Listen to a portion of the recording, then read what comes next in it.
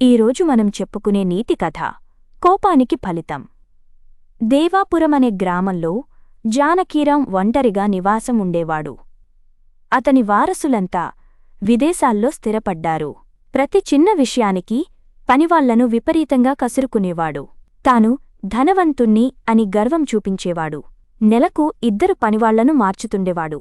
అలా మారుతూ ఉండగా సీతయ్య అక్కడ పనికి చేరాడు. అతను మంచి పనిమంతుడు, అలాగే ఆత్మాభిమానం కలిగిన వ్యక్తి.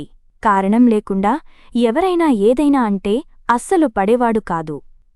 జానకీరాం మాత్రం సీతయ్యను కూడా అందరిలాగే ఏ పని చేసినా అది బాగోలేదు, ఇది బాగోలేదు అంటూ కసురుకునేవాడు.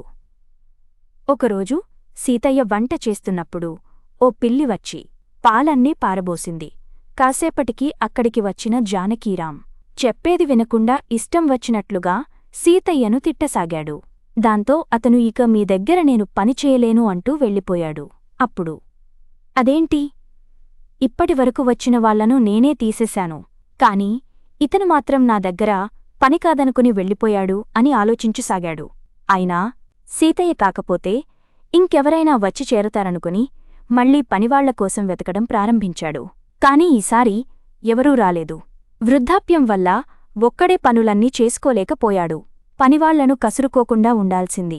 ఎంత ధనం ఉన్నా నా కోపం, నోటి దురుసుతో నేను ఈ దుస్థితిని కొని తెచ్చుకున్నాను అని తరువాత బాధపడ్డాడు. కాని ప్రయోజనం లేకుండా పోయింది.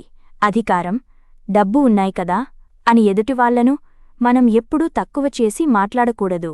చివరికి అది మనకే నష్టం కలిగేలా చేస్తుంది.